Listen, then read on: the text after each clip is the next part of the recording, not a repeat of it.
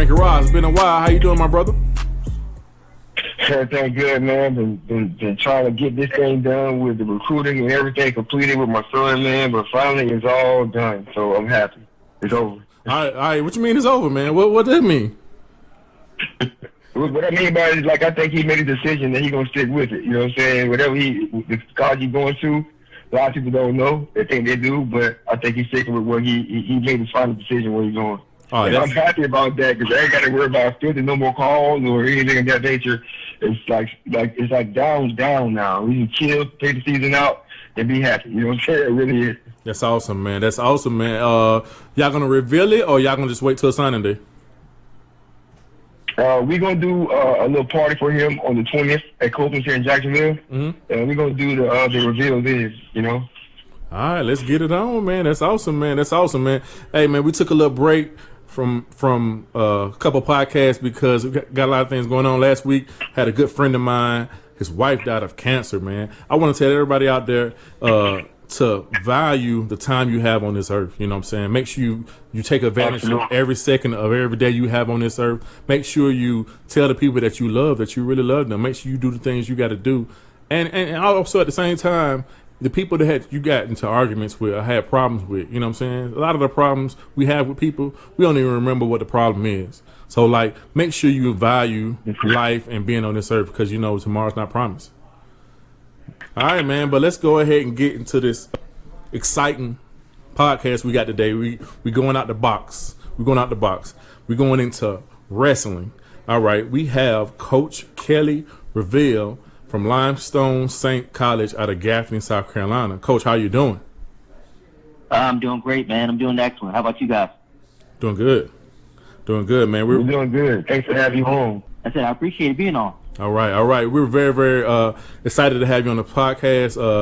You're going to be our first, overall picture of this wrestling scene and recruiting and how life is at Limestone and stuff like that. But let's go ahead and start off and get a background of your history, Coach. Okay. Originally from South Carolina. Well, not originally. I was born in New York, but I'm basically a South Carolinian. Moved here when I was in, I think, second grade. So I was here for all my life and basically started wrestling in the 8th grade just because I had some friends down the block that were wrestling. I just wanted something else to do. Started wrestling and decided I was pretty good at it. So was a 2-time South Carolina state champ. South Carolina isn't known for wrestling that well. We're usually known for our basketball and football, but we do have a couple wrestlers that come out of the state that have been pretty good. And from there, I went to school in California, Latin Community College, but it was a little small school. It was a JUCO. When you think of California, it's not what you think of. It's basically the mountains, desert of California. So you don't see any beach, anything like that. So I was a national champ for them my sophomore year. My team was a 2-time national champ when I went there, and we also had a lot of South Carolina kids. That's one of the reasons I went out there. Because I knew some of the kids on the team.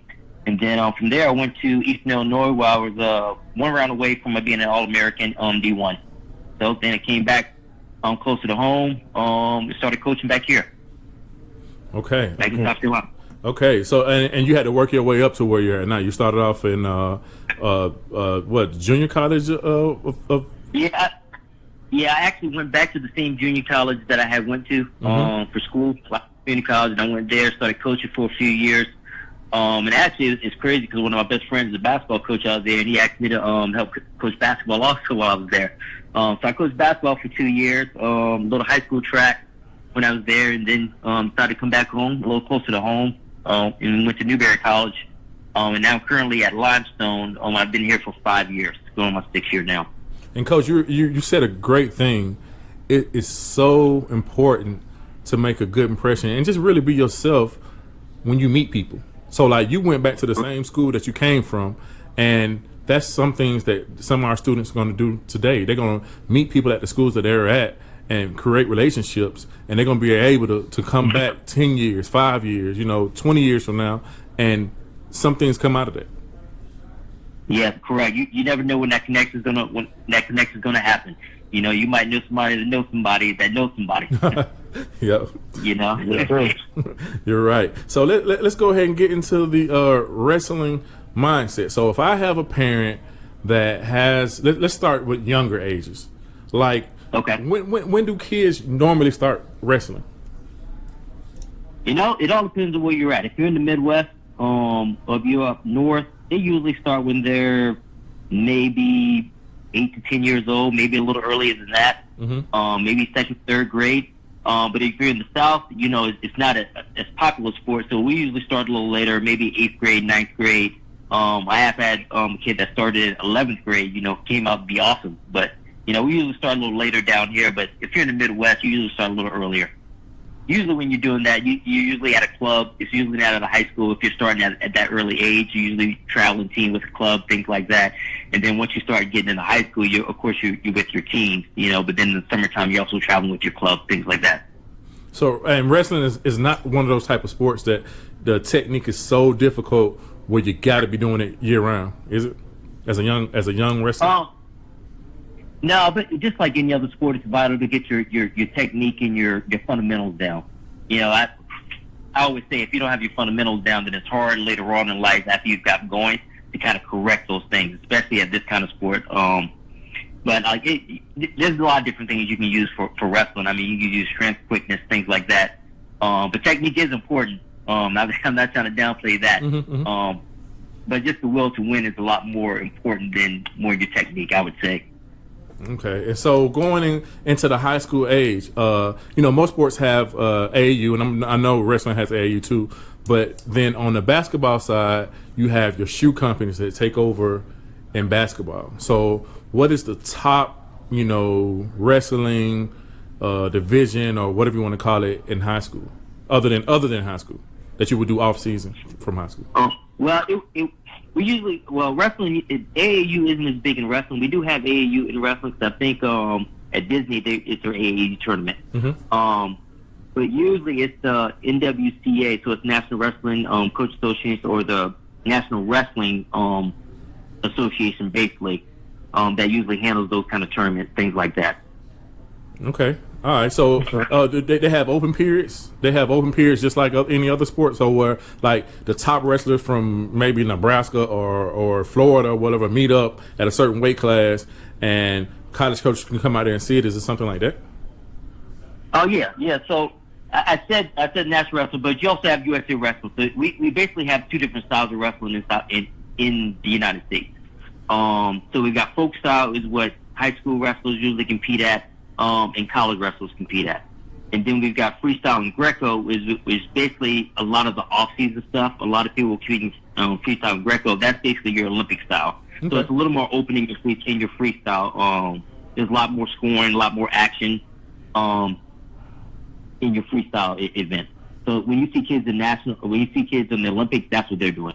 Yeah, Coach, I had a question for you. Like I said, I have like a nephew, right? And in Florida, like Randy said, that, football is it's an animal down here. Basketball and football, they're like the main things, right?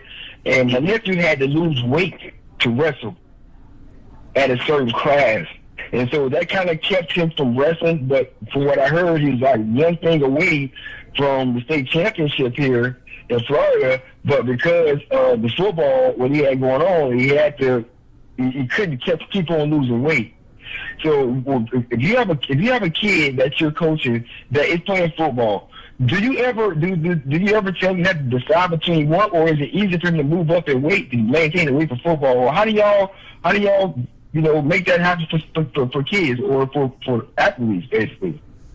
What was your suggestion on that be? Well, it all depends. I mean, it depends on how much the kid loves wrestling. If he's a pound or two old, he wants to slide down. And to be honest with me, I cut a lot of weight when I was in high school. I also played football, but I cut a lot of weight when I was in high school. I never encourage kids to cut that much weight now. I just think you're a lot better. Even my college kids, I really don't have them cut much weight. Maybe 10 pounds at the most, but that's on the high end. I usually try to get them, if anything, we'll go up a weight class, we lift a lot of weight. I'd rather you get bigger, get stronger. You feel a little more healthier. Now if you're a pound away from a weight class, I might try to get you at that weight class. But I mean, for the most part, I try to get my kids to not to cut as much weight. I just think it's beneficial, especially as when you're in high school, to kind of grow. I don't want to stop that growth process. And to be honest, if you're playing football, I don't want to compete with football. I want you guys to enjoy both sports, and I want you to have a good time with both. If to me. Okay.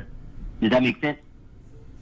Yes, sir, it does, because I was going through the process with them, and, they make it seem like really what I believe is that they didn't know. I'm happy we're doing the podcast with you, because they just didn't know how they could get a scholarship for wrestling when it's easier for them to get a scholarship for football. So I think that he loved, honestly, truthfully, in my opinion, and I know for sure, he loved wrestling more than he loved football, because he got it so quickly. He adapted to the lifestyle of wrestling so fast that he excelled as well so quickly that he loved it. But we don't know here how to get a scholarship or go to college for wrestling. We don't know what is needed, what we have to do to get that. So I'm happy to have you on. So could you shed a little light on that? Like, what something that we should do? Like here in Jacksonville, we got AAU basketball, where you get an AAU team, AAU track, AAU everything else, but there's no that type of thing down here in the South that we know of that is publicized that way for wrestling. So could you shed light on that for us as well? Yeah, so basically, like, if you're going to be recruited, you usually go to a lot of the national tournaments. A lot of national tournaments held during the summertime. Like I said, you got freestyle tournaments. You got high school nationals, which is from 8th to 12th grade. So you can become a national champ in 8th grade and up. And it all depends on your weight class. But there's plenty of different tournaments you can go to during the summertime or during the year. Of course, if you're qualifying for state championship, if you're placing, of course, coach is going to have the volume. Florida's a little different because you only have, I think, one school down there that has a program that's the NAIA school, and that's Southeastern. But the further up you look, so what you have to do is basically either your coach has to go out and kind of send your video to coaches, or you've got to go out as a parent or the kid and send your video and just kind of be connected with the coaches and get your name out of there. And you can also attend camps too. There's plenty of camps that go on during the summertime that you can attend. You can kind of get your name out there and kind of show coach what you can do at camp. So hold on. So like, do the colleges have camps? Yeah, colleges, a lot of programs have camps. We've had a camp. We didn't do one these past 2 years, but since I got here, we've run a camp during the summertime. And at those camps, you can wrestle against other kids, right? I assume, right? Yeah, you can wrestle kids from any state that they come from. Okay. Okay. Oh, also, I want to go back to something. So you say those two top national divisions, the NWA something and the USSA, do they on their website? Do they have rankings of national rankings? What could you find national rankings of the best wrestlers? Well, the best wrestler, you talking about high school or are you talking about high school? We ain't got the college yet. High school. Usually some of the bigger publishers of wrestling. USA Wrestling has a national ranking, of course. Intermat Wrestling always has a national ranking. Flow Wrestling, who covers a lot of different sports, has a national ranking. There's a couple of different publications, for the national ranking. Okay, because we always tell our kids, if you want to be the best, or not even be the best, if you want to see how good you are and what level you're at, you got to wrestle against people that are nationally ranked, because the people do a ranking for a reason, So you got to get there. Some of them you might not be able to face because they, you might, I don't know, you might have to have some past history or something like that. But if you can get on that level just for a minute to see where you're at, then you can go back and work on something. Yeah, like those national tournaments, like the national tournaments during the summertime, those are huge. Because like I said, you'll see everybody in the country there. You'll see the number 1 through 25 kid in the country, and you kind of measure yourself through them, And then we also got some other tournaments throughout the year that you can attend. But those national tournaments during the summertime are huge. So you'll see over 1,000 kids at these tournaments, So I'm seeing, I just looked it up. So they can give out 9.9 scholarships from a D1 program, 9 scholarships on the D2 program. D3, no really scholarships, but they probably can fit something in. I really don't understand that. But they say NAIA can give out 8 scholarships, and JUCO can give out 24 scholarships per wrestler. So is it the same thing? Is it the same thing as in track? So how many people are on a wrestling team on average? On average, you're going to see around 30 to 40 kids on the team. So that's code. So we saying 30. So we saying, are we spreading out that 9 between the 30, or it's just half of it just not going to get scholarships? It all depends on how good you are. I can't speak on other programs. I can only speak to us. We usually spread that money around. But now if we got a kid that's really good, of course we're going to give him, as much as we can, but we try to. So they got to separate those that you said, because you got to get between 30 people for that scholarship there? Yeah, we kind of split out our money up. I mean, because kind of what we want to develop a little bit of depth. I mean, of course we want the great kids, but it all depends on what division you're at. If you're D1, of course you're looking for the best kids you can get, and we're looking for the best kids we can get at D2 also, but we've got to kind of develop some more of our kids. So we're kind of splitting that money up between our kids as much as possible, as much as we can. And if there are some bigger programs, there are some smaller programs. Like D1, you're usually going to have an average of 35 kids. D2, because we're enrollment-driven schools, they're going to be a little bigger, so you're probably going to average around 45. D3, same thing. They're a little bigger. Like I said, we're talking about they can't give out athletic scholarships, but they can give out academic scholarships. Oh yeah. So those schools are a little more academically inclined. Then of course your JUCO, of course, can give out money, and NAI can give out money. Yeah, and so the biggest thing I've been trying to tell our parents and kids, the fans, stuff like that, is you can get a scholarship if you have some kind of athleticism and stuff like that. But you got the lower your athleticism, the higher your academics got to be. Like, period. You know what I'm saying? Because it's schools out there that have money set aside for athletes, but you got to have very, very high academics to go with that. And also, so if somebody was trying to reach you and inbox you, what things would you need to know from them as a coach? If they were sending me information, I want to know, of course, the name, how they've done it at the state tournament, what weight class they wrestled, how they did, just basically that basic information. But then once we start the process a little bit more, of course, I want to know what your ACT score was, what your GPA is. Are you already registered with NCAA? Let me see where your core courses are. Those kind of things. I mean, because all that matters. Now we tell kids, every time I do a camp, I tell them start the process early. Start the recruiting process early. If you know you want to wrestle, or you know you want to play any sport in school, start the process as early as possible. Because once you start getting on the NCAA side and you start taking your ACT, you know where your score need to be. You know where you need to improve. Let's say you're not passing these math classes, but they might have a different math class at your school that you can take that would include it in your core courses. So just be a part of the process. Just don't go through it and have somebody, you need to do this and this. Because to be honest with you, most schools don't have the resources. Their guidance counselors don't have those resources. So you need to be engaged in the process, not just you, your parents also. And so can you give me some backup on this, Coach? So like, it's a lot of kids that are betweeners in football. We're mainly football podcast. So we got tweener guys. So as they was younger, they always play offensive, defensive line. They're good with their hands and stuff like that, and okay with their feet. So as they got older, they got too small for the offensive line. They still big, but they end up moving, to like linebacker-ish, so a small linebacker. So is good hands and decent feet, isn't that great for wrestling? Correct.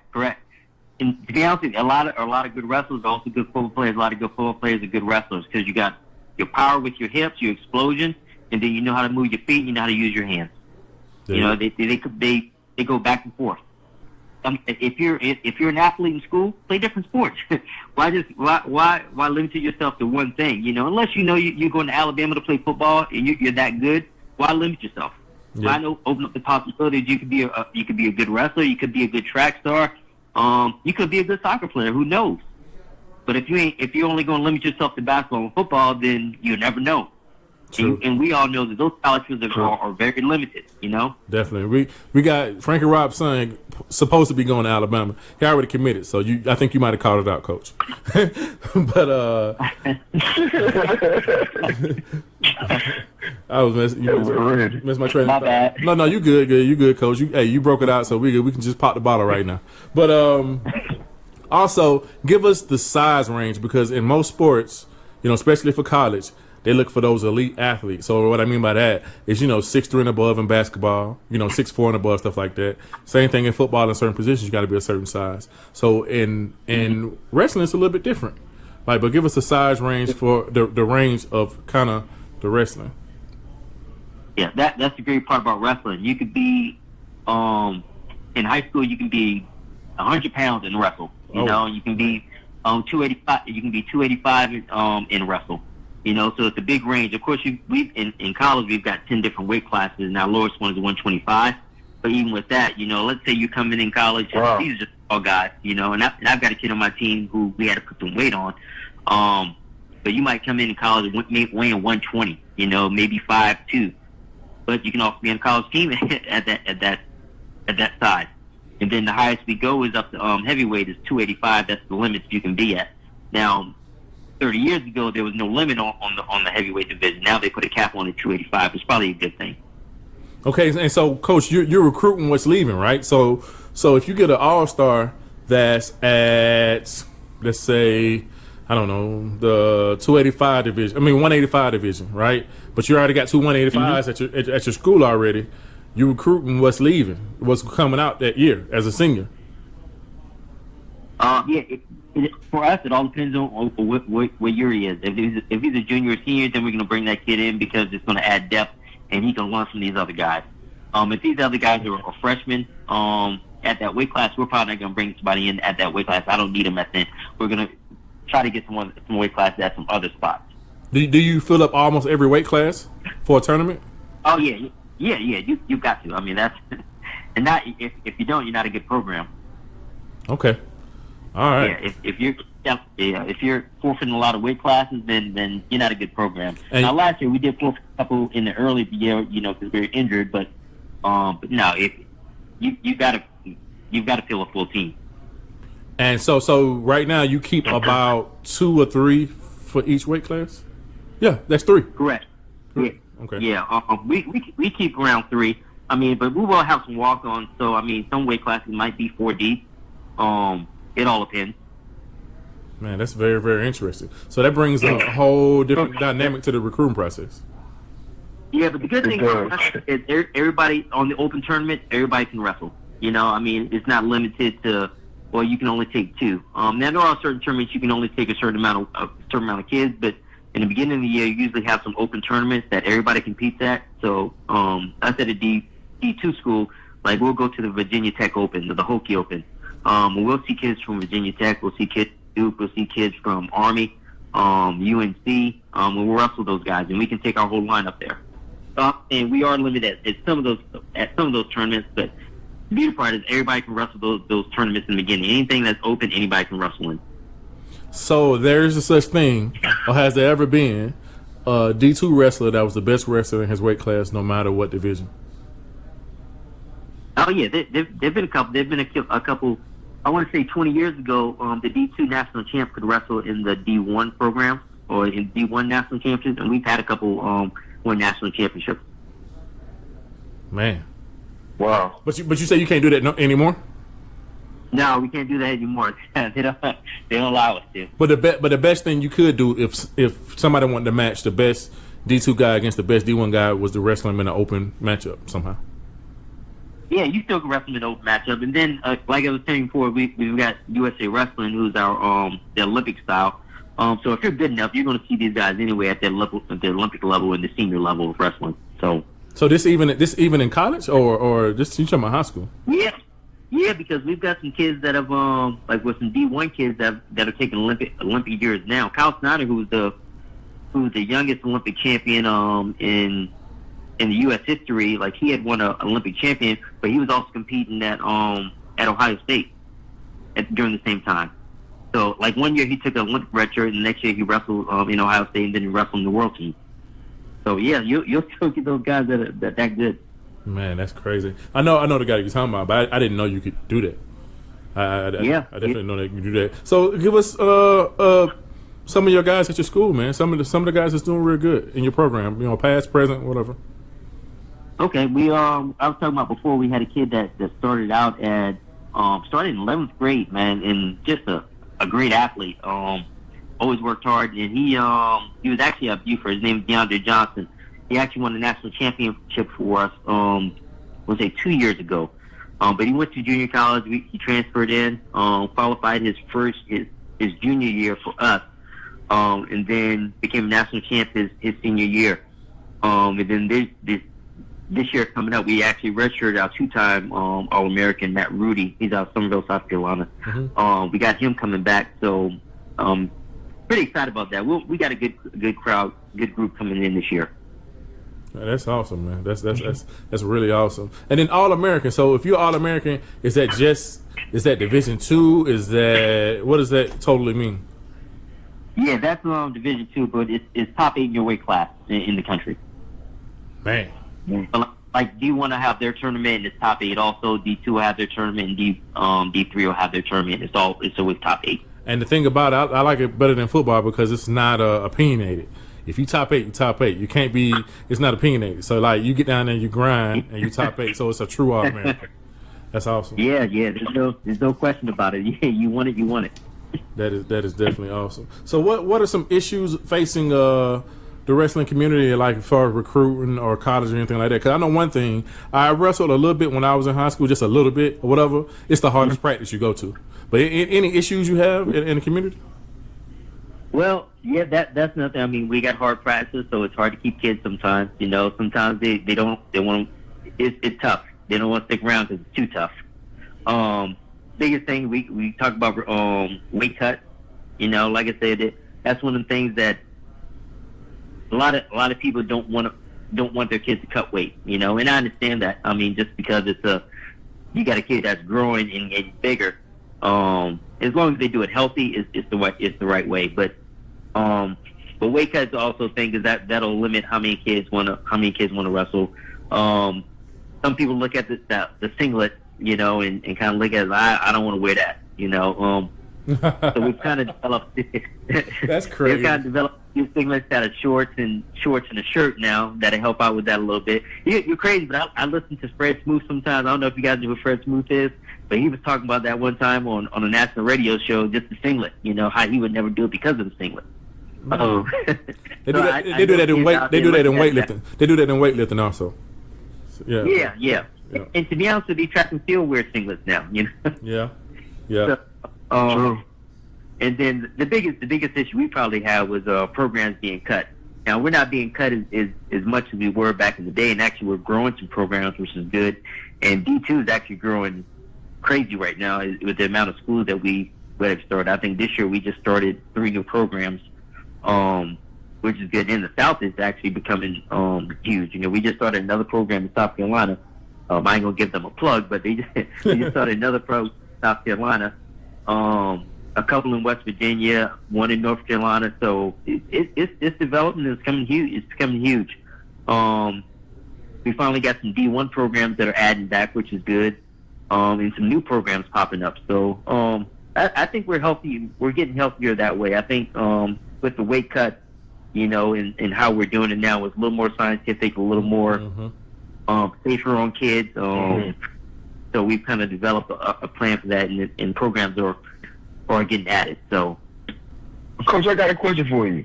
Okay. All right, so if I know how I've been going through the recruiting process right now. And I see how they actually recruit kids here locally, and also my son as well. Like, how do you all define the type of kid that you all want to recruit? I want the boys out there and the people out there, parents as well, listening to know I know in football you got to have what they call, AKA, the dog mentality, right? Meaning that nothing in front of you can stop you, right? And I know it's the same thing when it comes to wrestling, but when it comes to a coach and you're recruiting, what is something that what catches your eye? Okay, this kid might not be everything I need, but I can build that. But what are you looking for as a coach to make sure that this is a kid you want to invest any time or any money in? Like, what are you looking for? Like, how do you recruit kids? If I'm at a tournament, I'm looking at a kid. I'm looking at the attitude, number one. Okay. Are you talking rep, or are you just focused on your match? Are you focused on what you're doing? Are you doing temper tantrums, or are you focused on your match, win or lose?